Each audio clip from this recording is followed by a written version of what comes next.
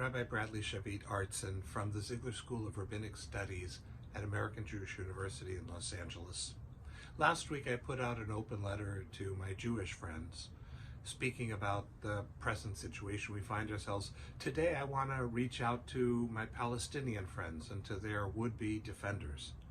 And I want to say that particularly as a Jew, I understand the anguish that you feel at this moment. Of course, we have to cultivate the ability, even as we advocate for what we think is right, to be able to feel the raw human pain of each other. Who can see the level of pain and destruction among Palestinian civilians and not have their heart ripped open?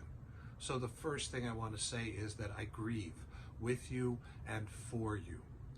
The second thing I need to say is that I believe in you, and I believe that there has to be an ability for Palestinians to live with self-determination in security and peace. But they have to be able to do that alongside Jews living in security and self-determination and peace, which means that in the same way that we Jews have to recognize the reality of Palestinian suffering and the rights to live in harmony there, in the rights to be able to determine their own future, so too I need to ask you to be able to acknowledge that of us.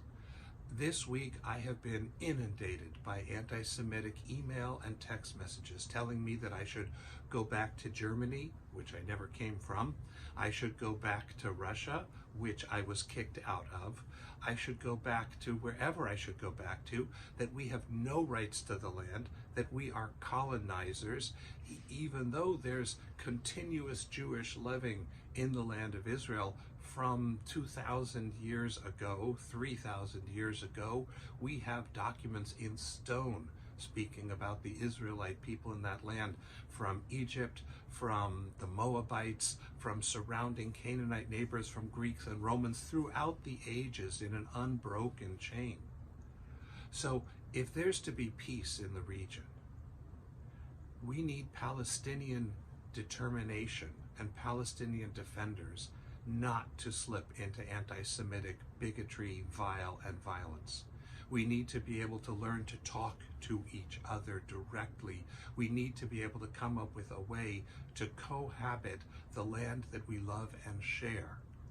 And we need to recognize that Hamas is a common enemy. This despotic group of tyrants are tyrannizing the Palestinian population.